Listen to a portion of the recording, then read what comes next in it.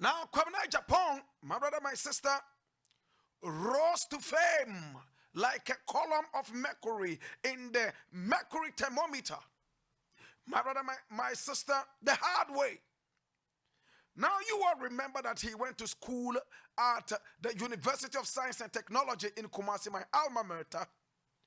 My brother, my sister, from there, he was able to grab a certificate in civil engineering.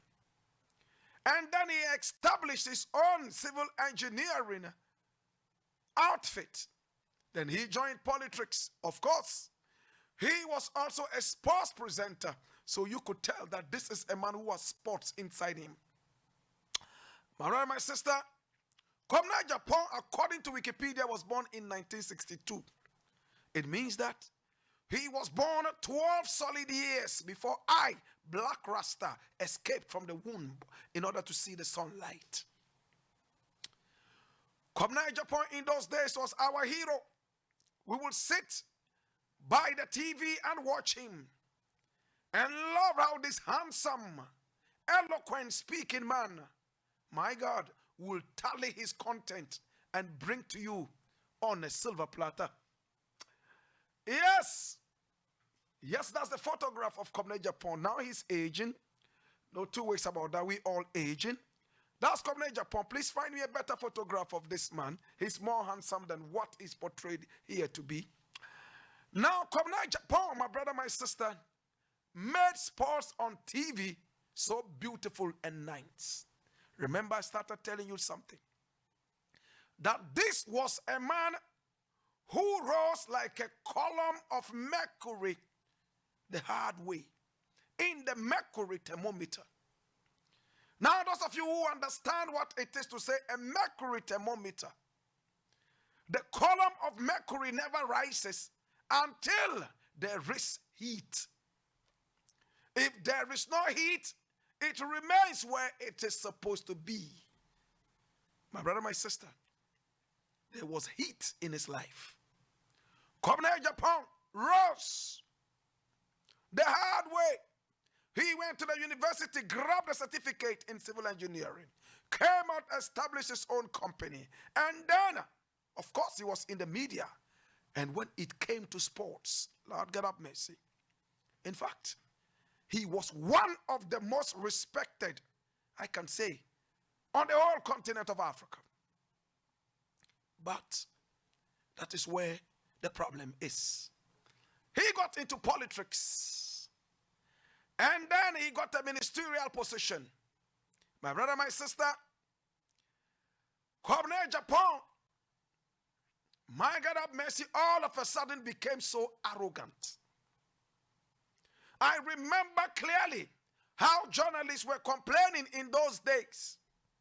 And in those days, it was very difficult for a journalist to come out and label somebody as arrogant. It's not like now when social media gives people, in fact, ignoramuses, the chance to go out and attack well-meaning citizens. In those days, journalists formed the creme de la creme of the society. Journalists were smart and hot.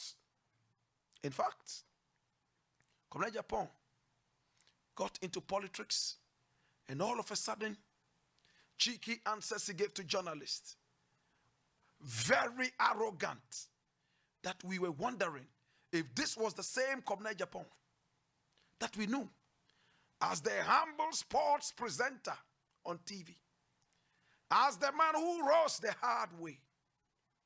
At the end of the day, he was suspended by his own party. And he has been on suspension for the past 6 years. Now he says enough is enough. Please, can you look at my suspension again?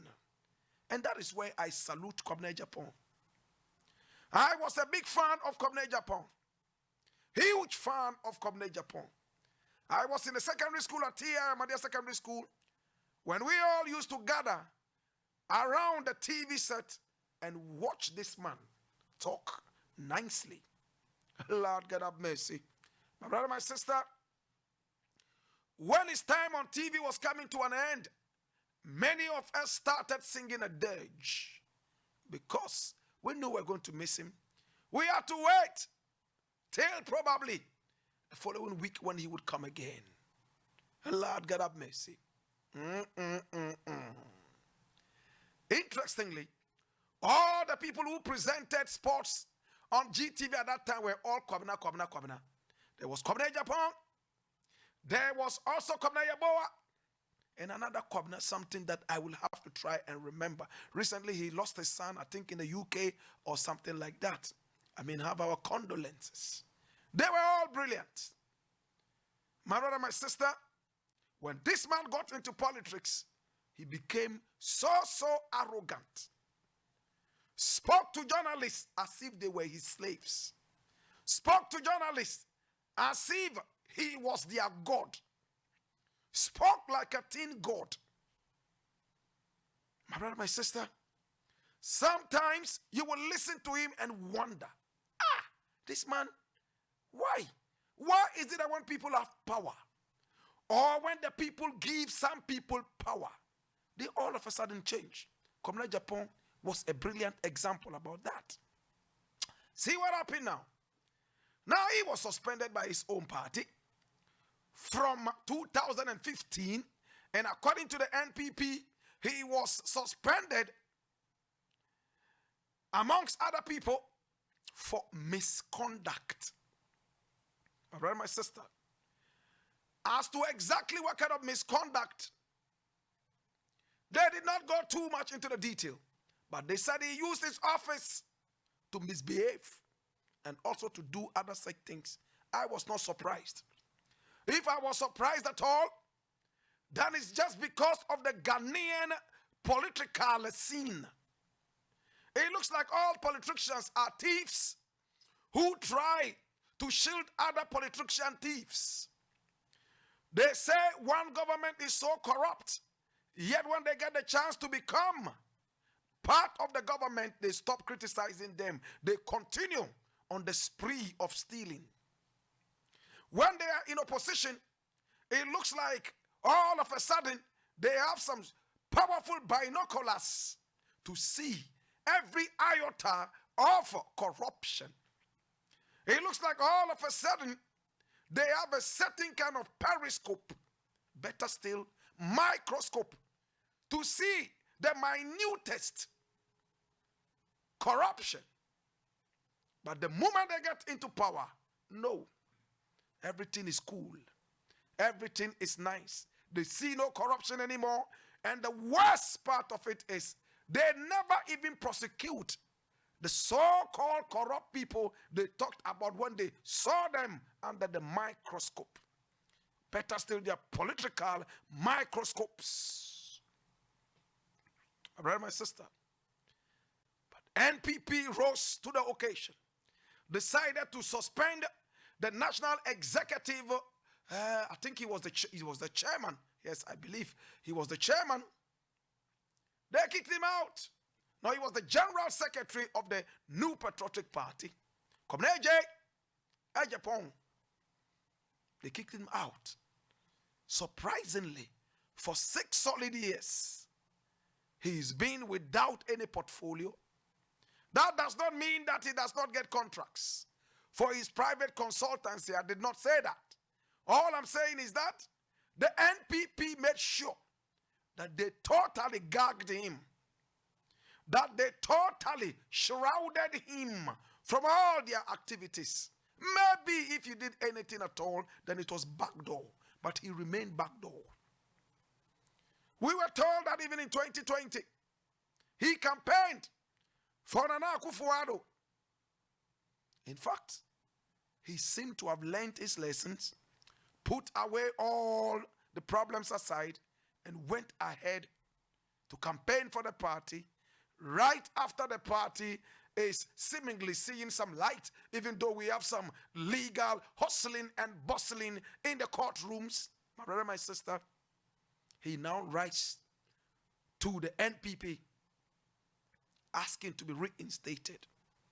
My brother, my sister, what is this long story about? Simple. A man rose from very, very humble platforms onto a pedestal. My brother, my sister, that was appreciable.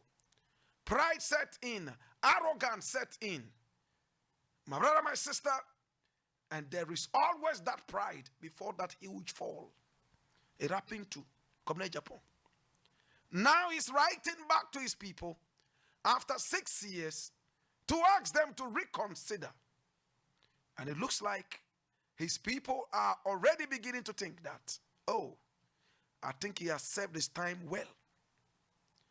Now to Agyapong, whilst you were in suspension, did you see your true friends and your real enemies? Did you see those who stood for you and those who did not? If you have the opportunity to serve in any position again, how different are you going to be? Like a movie, I'm going to shift it, or better still, juxtapose it and go to the NDC. They have another man there called Koku Anyideho. Now, Koku Anyideho, hope I pronounce the name well. Koku Anyideho. My God have mercy. Served in almost the same position as Agyapong, my brother, my sister, and all of a sudden, he has also been suspended. In fact, before he was suspended, Jacob was also fed with the same medicine. And Jacob, a man that I admired so much from afar, a man who is an avid supporter of Professor Mills, Koku Anyideho, another great brother that I have always loved, another avid supporter, diehard supporter of Mills, Professor Mills, the former president. My brother, my sister, got suspended. And today, as we speak, my brother, my sister, Koku Anyideho and Jacob are tongue-lashing their own party, talking a lot of ills about the party, vilifying the party, left, right, and center, doing all sorts of things. My brother, my sister, I wish that these two people will learn from the example of Agyapong. He has been in suspension for the past 6 years. Nobody heard him raise an eyebrow about his party. It doesn't mean that his party was ruled by angels. Neither does it mean that his party's president was Angel Gabriel. No, sir. There were problems. But they found a way of dealing with the problems without washing their dirty linen in public. But to Mr. Anyideho, no. He doesn't believe in that kind of solution. Jacobs, no way. With all respect, my brother, my sister, why is it that a lot of people have problems? Or they seem to see problems only when they are in opposition? Imagine the NDC was in power. Would Koku Anyideho still be behaving like this? Will Jacob still be behaving like this? When the party is out of power, that is when all these problems seem to come out.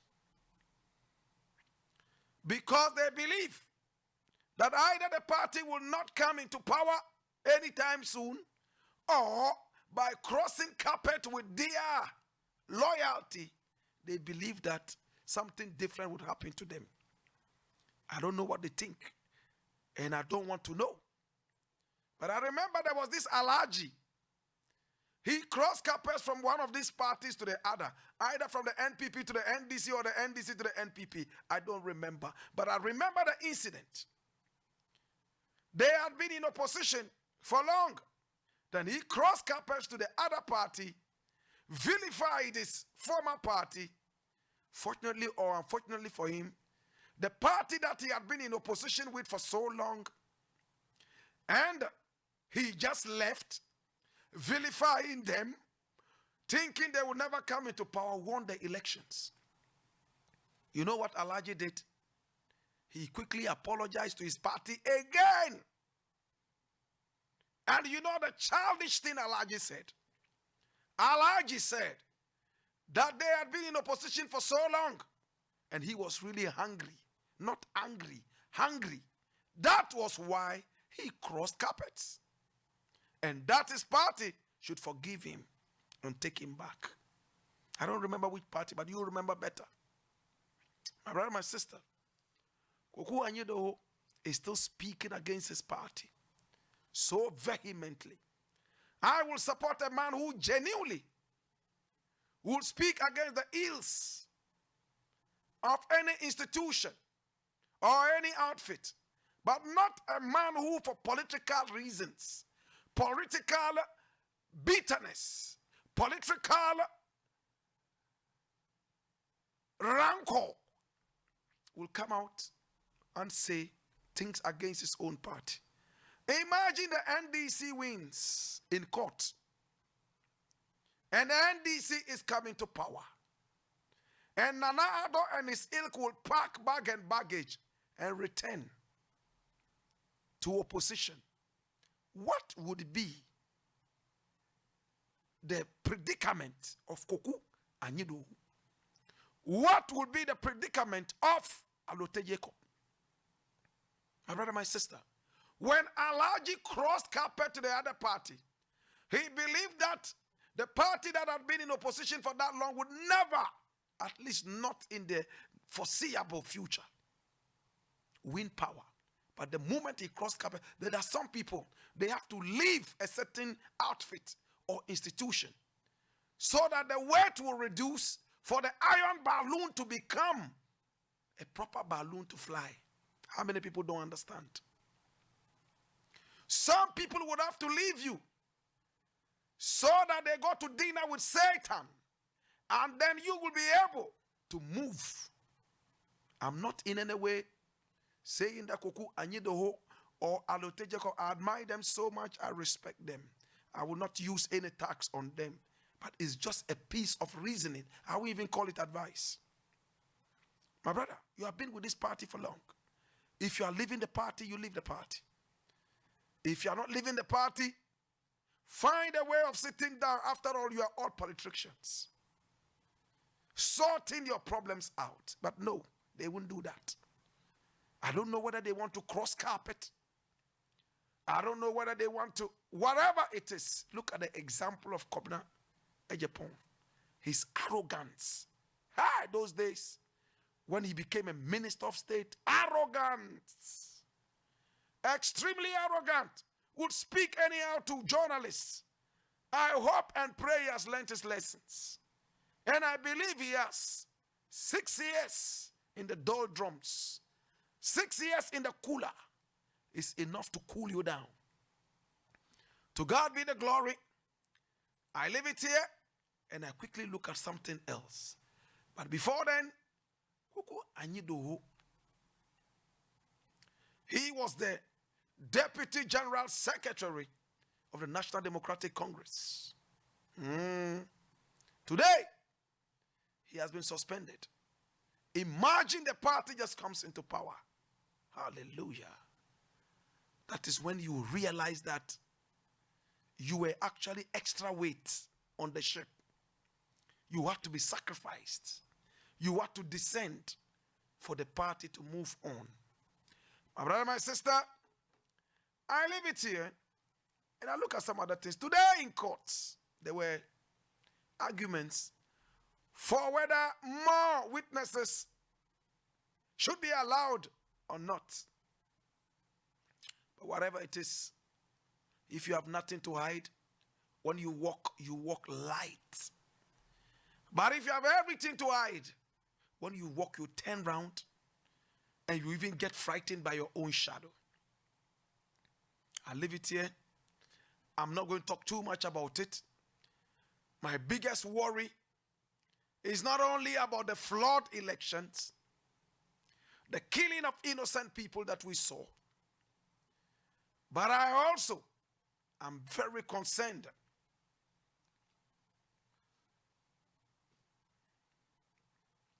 about the wigs and the cloaks our lawyers wear and judges.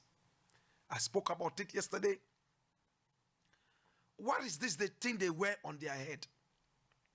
I spoke about it already. I am not going to speak about it again. But, my brother, my sister, the COVID-19 vaccine is coming. Kwesi Pratt says he will take it gladly and use himself as an experiment. To God be the glory. My name, Blakk Rasta.